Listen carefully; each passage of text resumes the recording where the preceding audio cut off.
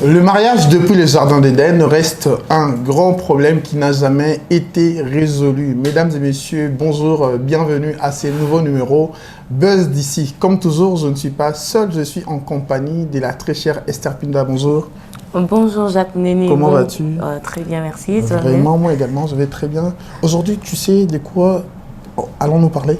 Oui, je sais. Voilà, aujourd'hui nous parlons du mariage, une vie désirée, mais aussi assujettie, en compagnie de deux autres invités qui vraiment parlera, qui illustrera vraiment le sujet d'aujourd'hui. L'une est fiancée et l'autre est mariée. Christian Bongo, bonjour. Bonjour, cher Jacques. Comment allez-vous? Très bien. Vraiment. Un peu fatigué, mais ça va. Vraiment, ça se remarque, mais ça va.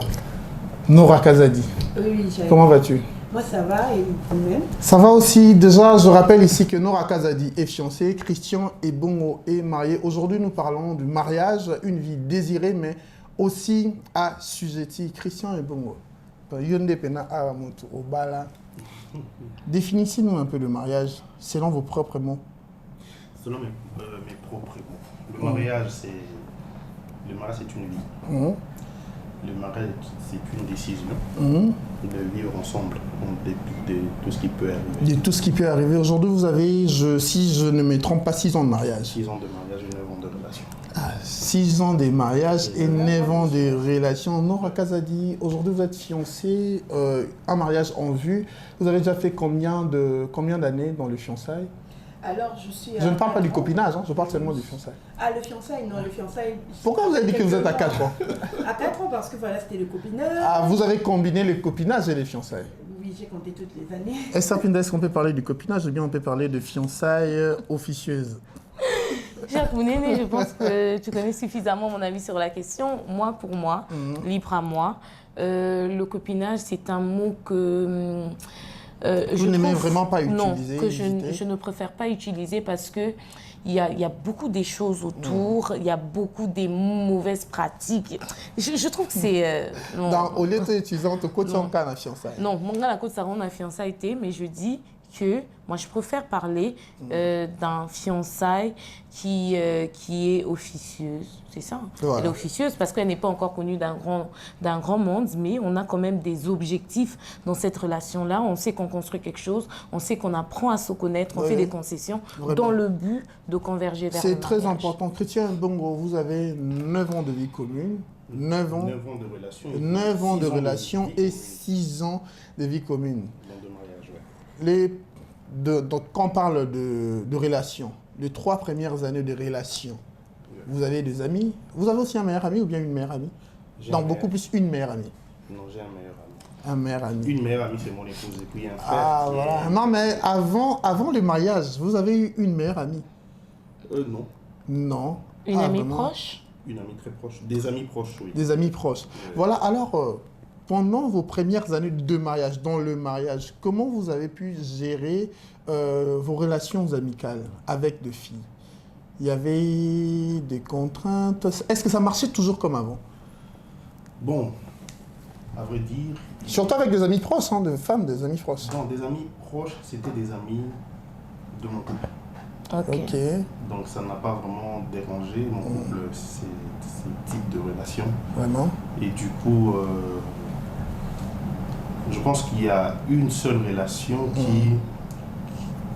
Mais apparemment, vous avez déjà été préventif, tout en sachant que je vais me marier très bientôt, je dois adopter une attitude, je dois adopter un comportement qui va vraiment vous faciliter dans le mariage. Pour Zou et Zalara, toi, pas bâti, je n'aurai contredire.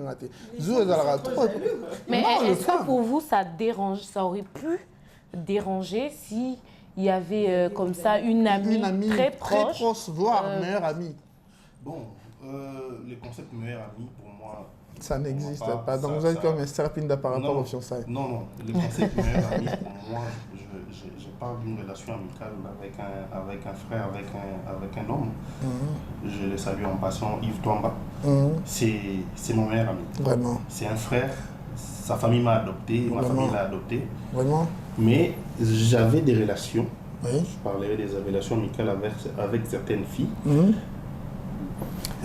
Dans ma relation, une fois que je me suis mis avec... Lorsque vous avez franchi l'étape du mariage. Avant que je franchisse l'étape du mariage, une fois que je me suis on a officialisé vos fiançailles. Nos fiançailles. Oui. Esther a parlé de copinage, je ne veux pas de mot copinage, mais lorsqu'on a franchi cette étape avec celle qui est mon épouse aujourd'hui, j'ai fait en sorte que mes amis deviennent également ses amis. Ah, vraiment, là, c'est une très bonne stratégie. Ouais. Voilà, alors, Nora Kazadi. Nora Kazadi, dites-nous, vous avez un meilleur ami?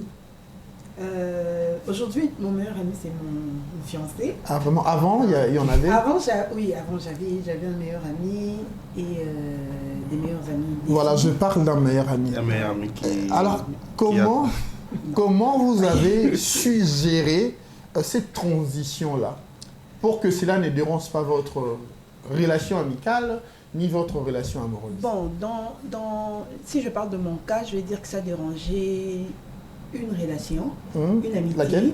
Tu as dit ça, ça a mis quand même des distances dans ma relation amicale, parce que voilà, il fallait que je me rapproche un peu plus de mon gars. Et tu sais, soit vous savez très bien que je pense que c'est compliqué pour un homme d'accepter que sa femme, sa copine, sa fiancée, c'est vraiment difficile. Une autre présence. C'est vraiment difficile. Que celui du père. Une personne chez qui tu racontes des histoires alors que tu as ton copain à côté. Au début, ça allait.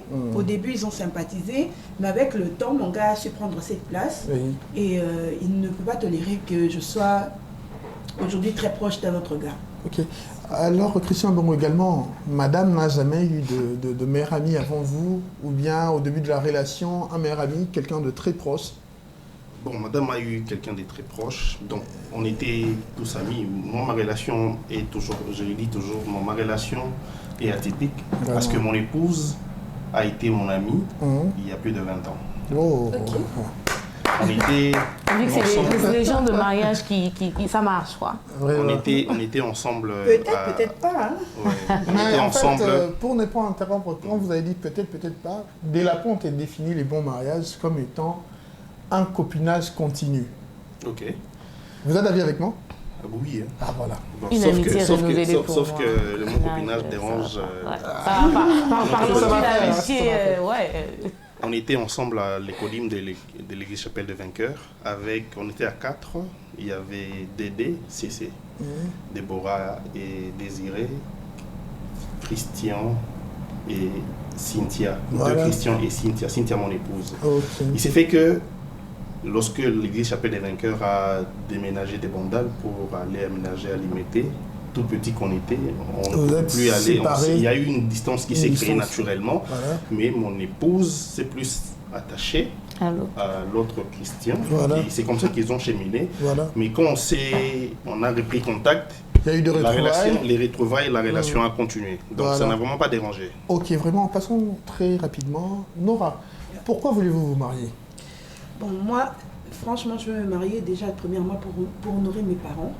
Ça, c'est vraiment quelque chose qui me tient à cœur. Wow. Honorer les parents. Honorer les parents. Ok, j'ai entendu nourrir. Non, honorer mes parents. Okay. Et deuxièmement, c'est vraiment pour vivre librement ma relation, être avec la personne que j'aime tous les jours, peu importe comment ça va se passer, mais vraiment être avec la personne que j'aime.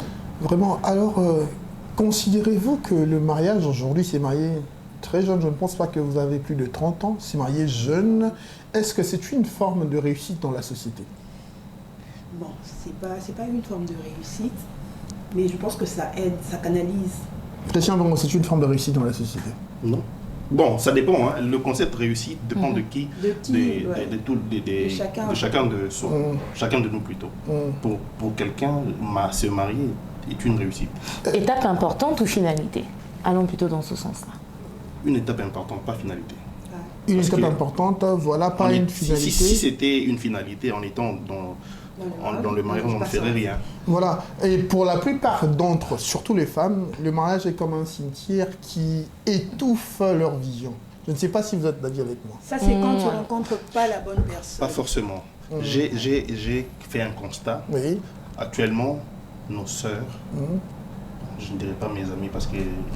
Même ces amis-là, ce sont des sœurs. Oui, en fait, nos sœurs, de manière générale, l'être féminin actuellement, surtout congolaise, épouse le mariage, non pas l'homme. Pourquoi je parle bien d'épouser le mariage et non épouser un mari parce que c'est comme un rêve. Alors, mais qu'est-ce qui rend qu'elle cherche à réaliser. Voilà. Et une fois dans le mariage, et puis bon, madame disait tantôt que c'était une finalité. Pour elle, c'est une finalité. Voilà, ces concepts-là, qu'est-ce qui rend ces mariages si attrayants? C'est la société? Ce sont nos églises? Nos fréquentations? Bon, pas forcément. Il y a tout un cocktail. Il y a la société. Parce que Jessica s'est mariée. Linda veut aussi se marier. Il y a également l'église qui exerce une certaine pression. Je suis chrétien, serviteur des dieux. Mais je pense que pas toutes les églises. Il y a certaines des églises qui exercent une certaine pression, et même la société sur la femme. C'est plus la femme que âge joue pour Sana. Mais bien évidemment, l'âge joue un très grand rôle. Parce que la finalité, donc, une fois dans le mariage, l'objectif ou la finalité serait de procréer. Et l'âge joue vraiment un très grand rôle pour la femme. Vraiment. Esther Pinda, je reviens à vous. Esther Pinda, est-ce que vous pensez, déjà à vous, vous pensez sur l'échelle de la réussite, vous priorisez le mariage comme quantième élément? Sur l'échelle de la réussite, je dirais pas sur l'échelle de la réussite, parce que moi, peut-être sur l'échelle des prochaines étapes importantes dans ma vie, les prochaines étapes, les prochaines lignes à franchir, les prochaines lignes à franchir dans ma vie. Je pense qu'elle fait partie quand même, c'est quelque chose qui fait partie des priorités. Quantième priorité?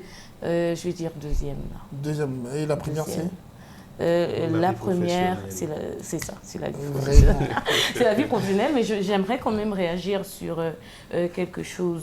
Au fait, je pense qu'à un moment, vous avez parlé, il y a eu la question autour de est-ce qu'aujourd'hui, le mariage peut se transformer en cimetière de rêve et tout ça. Oui, en cimetière de rêve. Malheureusement, il y a eu des cas comme ça. Malheureusement, oui, il y a eu plusieurs cas comme ça où le mariage s'est transformé en cimetière parce que tout de suite, on a fait comprendre à la femme, soit qu'elle était celle... Voilà, on confie tout de suite la responsabilité de gérer la maison, d'élever les enfants à la femme. Alors que ce sont des enfants qu'on fait à deux, mais malheureusement, en fait, on lui donne le cachet responsabilité souvent, on la confie à la femme et la responsabilité de tout de suite faire le sacrifice de rester là quand l'autre part, quand l'autre est tout le temps sollicité à l'extérieur. C'est vraiment comme ça dans notre culture. On considère que c'est à la femme de rester à la maison quand l'homme va chercher. Vous intervenez, mais qu'est-ce qui fait?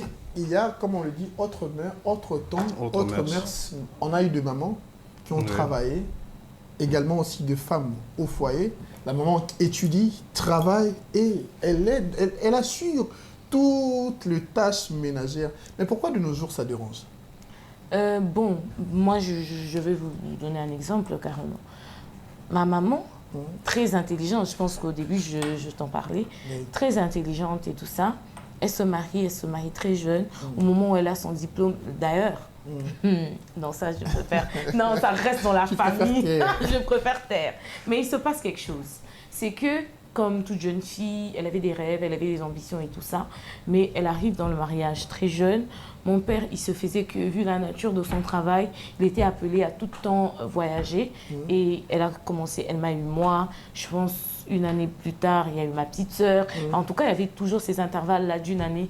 Donc, à un moment, elle a dû faire un choix. Et ce choix-là, c'était d'oublier son rêve d'être journaliste un jour. Et aujourd'hui, moi, je pense que, étant fille aînée, je me suis sentie un peu comme dans... concernée. Que je devais réaliser ce rêve-là, à sa place, tu vois un peu. Mais l'intelligence, elle avait, l'ambition, elle avait, mais en se mariant, elle a rencontré des réalités qui n'ont pas permis... Christian, vous réagissez ou bien nous passons à... Non, je réagis à cela. J'ai aimé, elle a conclu par... Elle a tantôt souligné qu'il y a question des cultures. Oui. Je pense que c'est un faux fuyant pour nos sœurs aujourd'hui. C'est vraiment un faux fuyant. C'est un faux fuyant. J'aime dire, ce que l'homme fait bien, la femme le fait mieux. lorsqu'on tapote on donne quelques fessées à un enfant, c'est rare que l'enfant pleure papa, c'est toujours maman. Même si la maman qui tape, elle pleure maman. Je pense que Dieu a doté à la femme cette capacité de porter plusieurs casquettes. Voilà. De porter plusieurs casquettes. Lorsque vous lisez le livre de comme John Gray ou Maurice Gray, les femmes viennent de Mars, les Vénus, les hommes viennent de Mars. Vous verrez dans ce livre-là, il est en train de faire une différence entre l'homme et la femme. Il établit une différence entre l'homme et la femme. L'homme, quand il se fixe sur un seul objectif, il y va. Il n'y a que ça. Mais la femme a cette possibilité d'être en même temps à la cuisine, faire le devoir des enfants, prendre soin de son mari. Cela ne veut pas dire que c'est un assujettissement. Ça me rappelle bien la chanson de Jules Guézard, les femmes sur le toit du monde. Elles sont vraiment partout dans tous les domaines. Ce n'est pas que c'est un esclavage ou un assujettissement. Je donne le cas de Kamala Harris, bien que je ne partage pas sa vision politique. Elle est actuellement vice-présidente, candidate à la magistrature suprême. Elle est mari, elle est mère. Comment elle peut jouer? Vous direz elle s'est fait entourer de gens. Ce n'est pas une excuse. Alors, s'il vous plaît, Nora, vous voyez que ce n'est pas une excuse. Hein, par rapport à cette intervention, ce n'est pas une excuse. Par contre, on le voit aujourd'hui quand même. Hein. On le voit aujourd'hui que ceux-là qui ont opté pour leur vie professionnelle ont un peu laissé l'éducation des enfants entre les mains, soit des nounous, soit des tantes et tout ça. Là, c'est par manque d'orientation. Non, c'est par manque de...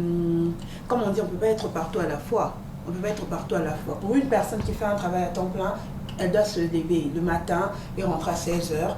Elle ne peut pas rester là, aller déposer les enfants à l'école. C'est la tante, la journée, les enfants sont là. Elle rentre à 18h. À peine elle voit les enfants dorment à 20h.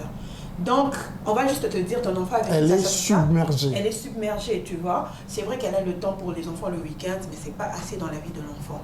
C'est vraiment une situation assez complexe. D'où il faut rencontrer la bonne personne pour vraiment pouvoir continuer. Là, c'est très important. C'est vraiment ça. Je voudrais réagir sur ce que M. Ebongo était en train de dire. Faux fuyant, je dis oui et non, ça dépend de la personne face auquel vous êtes. Face à laquelle vous êtes. Je me suis dit, c'est bizarre là. Okay. Face à laquelle vous êtes. Pourquoi? En tout cas, je suis une femme et je vous dirais, je pense que Nora ne va pas me contredire par rapport à ça. Travailler aujourd'hui pour la jeune femme dans notre société et même celles qui nous ont précédées, c'est quelque chose qu'on a dû arracher. C'est quelque chose qu'on a dû arracher. Ok, donc cette femme, c'est pas forcément faux fuyant, mais il y a beaucoup de contraintes autour qui parfois, si on n'a pas le mental qu'il faut et qu'on n'est pas du genre à arracher au lieu d'attendre forcément la permission, ben on reste là sans rien faire. Parce que nous sommes dans un contexte où aujourd'hui la jeune femme, nous sommes tous à la maison. Hein. Ok, nous sommes tous enfants à la maison, on va tous à l'école, mais quand on revient à la petite fille, on dit viens aider à la cuisine. Au petit garçon, on dit va étudier ou va te reposer.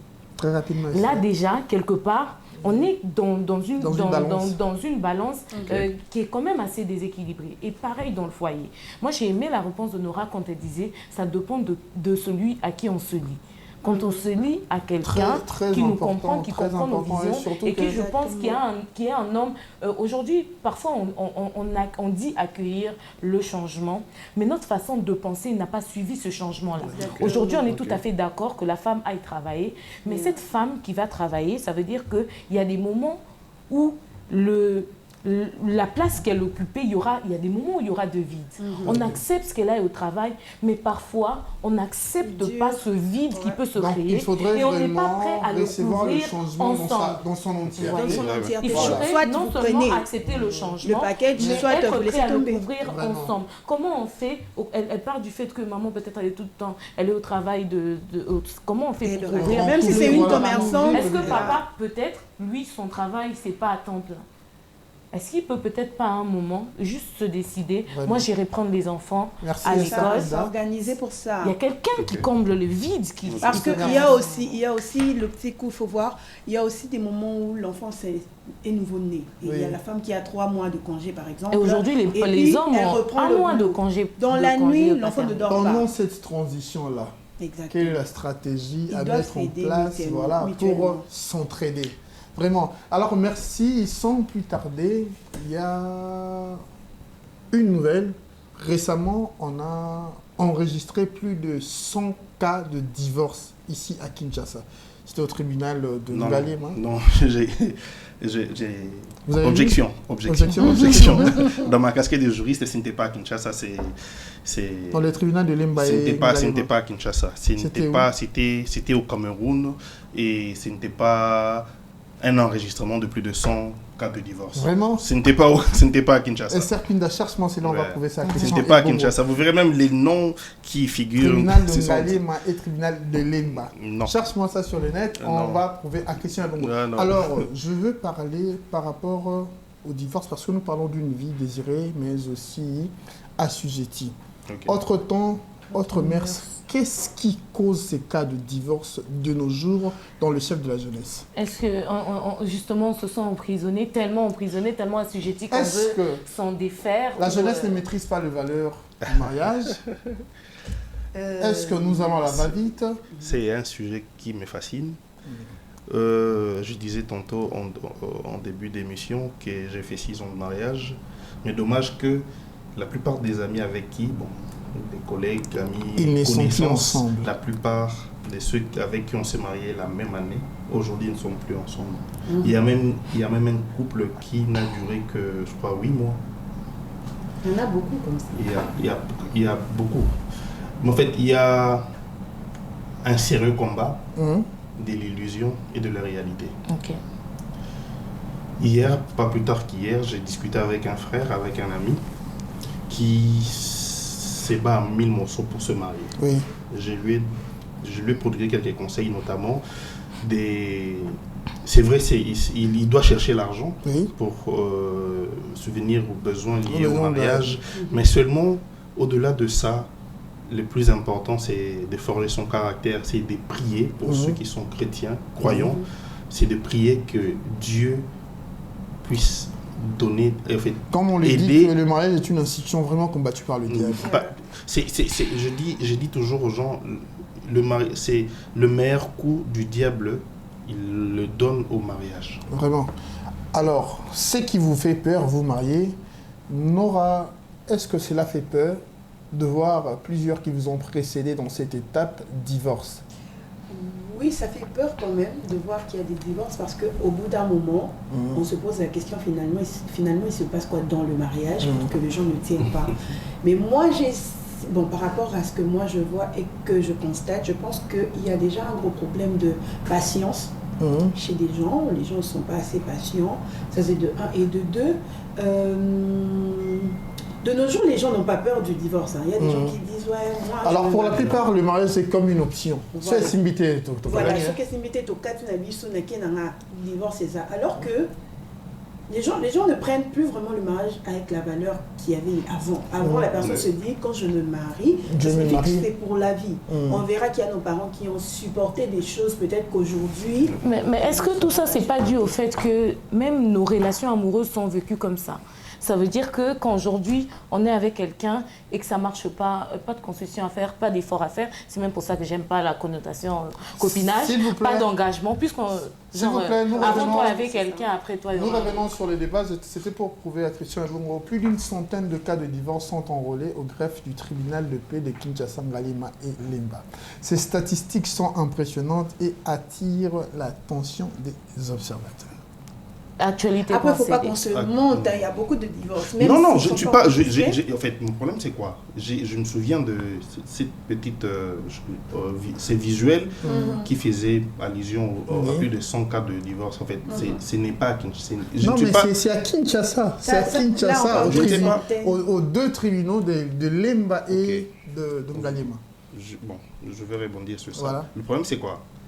Actuellement, je sais que je vous parlais par exemple d'un cas Autrefois, pour prononcer un jugement de divorce, ça prenait beaucoup de temps. Voilà. Aujourd'hui, en moins d'un mois, tu as ton jugement de divorce. En fait, la justice s'est accommodée aux réalités. Malheureusement. Moi, je trouve que c'est vraiment. On parlait tantôt du divorce. On parlait tantôt du divorce. Du mariage. Je pense qu'il y a un sérieux problème. Beaucoup préparent leur mariage, peu se préparent au mariage. Lorsque vous dites beaucoup préparent leur mariage, c'est juste la célébration. La célébration. En fait, pas le mariage comme étant une vie à vivre, une institution. Voilà, une institution. Mon père spirituel, le pasteur Kalika Senda, lorsqu'il officie un mariage, il donne toujours ses conseils à la femme. C'est bien de suivre son mari à Madrid, c'est bien de suivre son mari aux États-Unis, c'est aussi bien de suivre son mari à Kinkondi, à Popokabaka, parce que lorsqu'on parle de Popokabaka, le visage change. Lorsqu'on parle de Kinkondi, de Malembankulu, le visage change. C'est ça aussi le mariage. Le meilleur et le pire. On reconnaît un bon mari, non pas dans ses jours mauvais. On reconnaît un bon mari dans ses bons jours. On reconnaît une bonne femme dans ses mauvais jours. Dans ses mauvais jours. C'est-à-dire une femme qui sait supporter l'homme, son mari, dans les épreuves. Voilà. Christian Bongois, je pense que tout ce que vous venez de dire, Nora également, ce sont des problèmes qui devraient être évalués pendant la période de fiançailles. Oui, mais tu sais, Jacques, on découvre les gens tous les jours. Tous les jours. Ça, c'est vrai. Il y a des choses que tu ne peux pas déjà laisser passer. Au bout d'une tendance milieu, on se rend compte de ne jamais connaître personne réellement. Voilà. Et puis, habiter ensemble, c'est vraiment très différent parce qu'il y a des gens qui ne peuvent pas supporter de voir un habit sale. Voilà. Ça aussi, ça peut poser un problème. Tu vois. Il y a vraiment beaucoup de choses qui font aussi que les gens peuvent avoir du mal à vivre ensemble. Il y a des gens qui, c'est vrai qu'ils aiment être en couple, mais ils aiment être seuls. Tu vois. Tu es chez toi, tu es dans ta chambre. Oui. Voilà. Du coup, est-ce que vous pensez que quand on se marie, chacun a droit à un espace personnel, à un temps pour soi, un temps où... Moi, je pense que c'est très important. C'est très important parce que on forme un seul corps, une seule chair, mais on est deux. On est deux et deux projets différents. Deux projets différents. Deux éducations peut-être la même différentes, deux éducations différentes, il faut synchroniser et ça prend du temps. Ça prend forcément du temps. Je donne mon cas, j'ai grandi misogyne. J'ai grandi misogyne, c'est-à-dire tout ce qui était lié à la femme, je l'ai repoussé. Dieu aidant, Dieu a fait grâce, je me suis marié. J'ai une épouse, mais c'est un travail de longue haleine. Quelqu'un qui a grandi dans la solitude. Quelqu'un qui a grandi dans la solitude, quelqu'un qui ne supportait pas la femme, par la grâce de Dieu se marie, c'est un travail de longue haleine. C'est-à-dire il faut commencer par accepter que je ne partagerai plus ma vie seule, je suis maintenant avec quelqu'un. Et ça n'empêche pas, par exemple, à une femme, un bon mari, selon sa bourse, de payer les vacances pour son épouse, de payer, je ne sais pas moi, un week-end. Mais est-ce que ces temps de solitude ne risqueraient pas d'amplifier un peu ce problème-là? Non. En fait, ce ne sera pas la solitude totale. C'est pas la solitude totale. Ce n'est pas la solitude. Du reste, là où tu es, tu peux faire un... La femme également un projet. Tu as juste ton espace. Avoir une seule vision. Chacun a son projet pour évoluer. On entend beaucoup ça même dans les blagues. Hein? Ton pied, mon pied, quoi. On est dans le bateau là. On reste là, on reste ensemble. Et il faut aussi dire, marteler, que ce n'est pas ton point de vue. Hein. Non, toi, tu ne partages pas ce point de vue. Non, moi, je pense tout le monde a besoin. Je suis au niveau où on apprend à vivre à deux. Okay. Décider comme ça, peut-être parce que pour le moment, on ne s'est pas encore suffisamment habitué avec l'idée de partager peut-être vraiment tout ce temps, d'être tout le temps avec quelqu'un, de comme ça se décider de payer peut-être un billet d'avion pour que l'autre aille... J'ai précisé selon la bourse, hein, selon selon les moyens. Des vacances et tout ça. Alors que peut-être pour l'autre, il lui faut des moments de qualité et ces moments-là, tous les moments de qualité de sa vie, puisque maintenant elle a une personne dans sa vie, elle veut la partager. Vous connaissez peut-être le livre Les langages d'amour. Les 5 langages d'amour. Elle veut le partager avec quelqu'un et notamment la personne qu'elle dit aimer. Il serait peut-être mieux, dans mon sens, de s'asseoir et de parler, puisque, comme vous avez dit, c'est 2 identités, 2 éducations, ainsi de suite. Pour arriver à converger, pour arriver à trouver des compromis, à un moment, il faudrait qu'on se dise des choses. Il faudrait arriver à regarder l'autre et lui dire, au fait, peut-être le fait que tu m'appelles tout le temps, il y a des gens qui sont, au bout d'un moment, je ne sais pas s'ils sont obsédés. Le fait que tu es tout le temps derrière moi, je me sens étouffée, la personne qui se laisse blesser. Je ne sais pas ce que tu diras, mais peut-être aider la personne à comprendre que ça n'aide pas, que de temps en temps, vous avez besoin de ce moment seul avec vous-même. Non, moi, je ne prendrais pas ça dans ces sens-là. Justement pour dire que je passe des moments de qualité avec ma femme à tout moment, mais j'ai besoin peut-être, admettons que moi je suis architecte, ma femme, elle est couturière. Normalement, j'ai besoin du temps pour concevoir peut-être la tableau Nanga. Évidemment. Également, elle aussi, elle a besoin du temps parce que nous n'avons pas le même temps. Et même pour enchérir. Non, pas seulement le temps de travail, même à la maison. Même à la maison. Pour enchérir, Jacques Laville le dit, ne vous privez pas, parlant de la sexualité, ne vous privez pas l'un à l'autre, sinon pour vaquer à la prière. Et il faudrait que l'autre soit d'accord. D'accord, voilà. Il faudrait que l'autre soit d'accord. C'est-à-dire, mais s'il n'est pas d'accord. En fait, dans le mariage, c'est vraiment. Et en fait, le mariage, c'est question de. Des concessions. Oui, voilà. Des concessions. Donc, est-ce que maintenant, dans le mariage, ça voudrait dire que le temps n'est plus un bien propre, mais maintenant ton temps c'est un bien commun? En quelque sorte, oui. Bien que c'est un bien commun, mais il faudrait passer par concession. Il y a des concessions à faire. Il y a des concessions à faire. À qui le temps doit être libre pendant ce temps? Tu te dis, je vais voir personne. Non. Alors, Christian, donc, parlant de la sexualité, vous avez rédigé un ouvrage, L'amour en 5 sens. Non, le sexe en 5 sens. Le sexe en 5 sens. Déjà, ça voudrait dire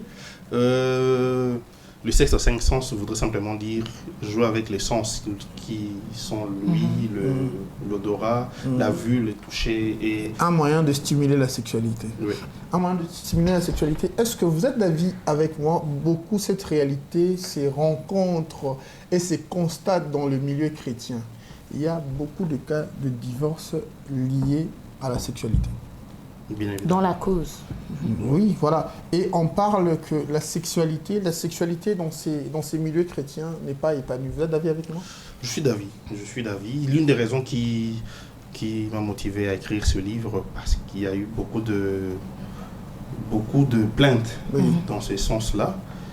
Et je suis tombé une fois sur une vidéo d'une coach en sexualité, une sexologue ivoirienne, Coralie. Et en visualisant sa vidéo, elle parlait de 5 sens. Et j'ai eu une génieuse idée d'écrire et de les transcrire en bouquin. J'ai écrit lorsqu'on parle de la sexualité, dans la plupart des cas, c'est un sujet tabou, très souvent un sujet tabou. C'est un sujet tabou. Et pour ceux qui y sont, lorsqu'on parle de la sexualité plutôt, on voit directement pénétration.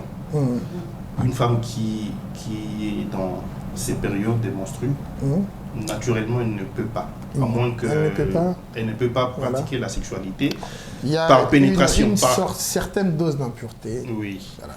Mais cela ne veut pas dire que l'homme... Il y a plusieurs techniques pour pouvoir assouvir aux besoins de l'homme. Mais là, nous ne parlons pas de déviation sexuelle, non? Pas forcément.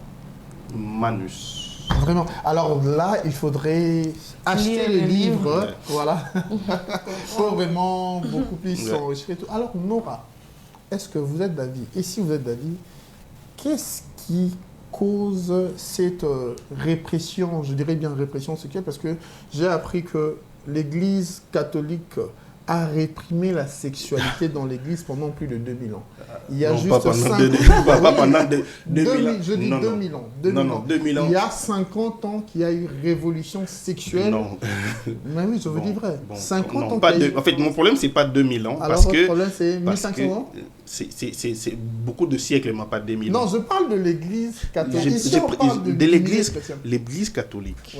Pas plus de 2000 ans. Parce que je donne le cas, par exemple, l'Église catholique n'autorisait qu'une seule position entre guillemets, en fait, la position missionnaire. Les autres propositions étaient proscrites à l'Église catholique. 2000 ans, lorsque vous parlez de 2000 ans, nous sommes à l'ère du christianisme. Non, 2000 ans, c'est des l'an zéro à aujourd'hui, c'est 2000. C'est pas 2000 ans. L'Église catholique n'a pas 2000 ans. Quand on parle de cette position missionnaire, cela a été imposé aux fidèles. Mais l'Église catholique n'a pas 2000 ans. C'est une manière de parler que l'Église catholique a eu comme premier pape l'apôtre de Jésus, Pierre. Saint-Pierre. Mais ce n'est pas le Saint-Pierre qui est interdit. Non, en fait, là, il y a le concile de Nicée, il y a tout ça. Pendant tous ces temps, l'Église catholique a réprimé la sexualité. Dans l'Église, on nous a imposé la position missionnaire. Et il n'y a pas longtemps, plus ou moins 50 ans, qu'on a connu la révolte sur l'épanouissement de la sexualité. Okay. Mais seulement après cette révolution, nous n'avons pas eu de guide. Il y a eu l'apogée de la cinématographie avec l'industrie de la pornographie. Oui. Donc, beaucoup de choses que nous regardons, beaucoup de choses que nous savons sur la sexualité tirent sa substance d'origine de la pornographie. Alors, vous ne pensez pas que... Bon, pas forcément de la pornographie. J'ai bien dit, pas toutes, mais beaucoup de choses. Oui. De choses. Bon, même, en fait, même la pornographie, c'est inspiré d'une vieille science indienne, le Kama Sutra. Les Kama Sutra. Ouais. Voilà, mais seulement que là, c'est avec l'industrie de la pornographie qu'on a eu beaucoup plus de la promotion. Et tout. Alors, vous ne pensez pas qu'il est temps, aujourd'hui, dans nos églises, d'en parler? Parce qu'il y a beaucoup de sujets pour de couples concernant la sexualité qui restent aujourd'hui sans réponse. Je pense que pas forcément, en fait, pas seulement l'église, même en famille. Même en famille. Oui. Les parents doivent, lorsque un de ses enfants veut... non, pas grandir, ou déjà... C'est lancé dans la sexualité non, pas c'est lancé dans la sexualité, c'est lancé dans la vie active. Oui. Il faut préparer l'enfant. Oui. Les préparer. Il ne faut pas forcément... Nous, c'est ce que je dis. Naturellement, avec il faut briser ce tabou-là. Oui. À nous, on me disait... Keba soro sangana au simbi mwasi robota mwasi soro simbi mobali ya rozwaze. Esther, si je te touche ici à la joue seulement. Et je me souviens, on avait un ami en début des années 2000, vraiment 2000. Cet ami avait 13 ans et par malheur, cet ami a engrossé sa grande sœur. Pas la grande sœur, pas l'inceste, une grande sœur de quartier qui avait 15 ans. Et c'est cette grande sœur qui avait déviergé cet ami-là. Et cet ami, pour une première, avait engrossé cette sœur-là. Et du coup, on était très mal vus. C'était Sokyo Meki ou Kogota. Et il y avait cette peur-là qui est restée pendant des années. Et je pense même ça détruit, ça fait partie des choses qui détruisent l'épanouissement sexuel dans le mariage. Parce qu'il y a eu beaucoup d'interdits pour ça la beauté. Et du coup, une femme ne sait pas s'épanouir parce qu'elle ne réalise pas qu'en face d'elle, ce n'est pas un garçon du quartier, c'est son mari. Elle va se dire, s'il me fait ça, c'est qu'il me prend pour sa pute. Et puis, je ne suis pas une fille légère, parce qu'on a dit dans sa tête, une fille légère, c'est ça, une fille légère.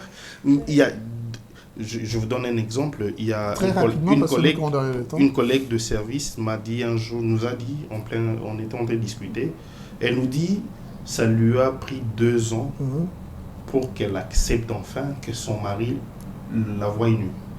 Oh, 2 ans 2 ans de mariage. 2 ans. Mais ça se passe comment? C'était dans le noir? Ça a pris 2 ans. Et elle s'est fâchée même lorsque son mari faisait éruption dans la douche. Elle s'est fâchée. Elle ne voulait pas que son mari la voie nue parce que c'était une indication reçue. Excusez pour les termes Bolumbute.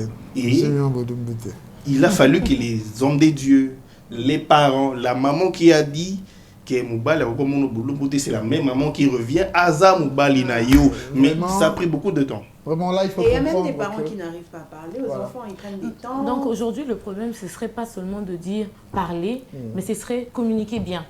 Bien communiquer. Parce que si on ne le dit pas avec les bons mots, ça va encore créer un autre problème. Vraiment. Merci beaucoup. C'est ici, d'être aussi discipliné, c'est ici que dans aussi, c'est vraiment émission d'Abisso. Je pense qu'il doit y avoir une deuxième partie à certains. Vraiment, tu as appris Vraiment, merci beaucoup partout là où vous êtes, vous qui avez pris votre temps de nous suivre sur les antennes de Premium TV. Et le sujet était le mariage, une vie désirée, mais aussi assujetti. À nous revoir au prochain numéro. Ciao. Ciao, ciao.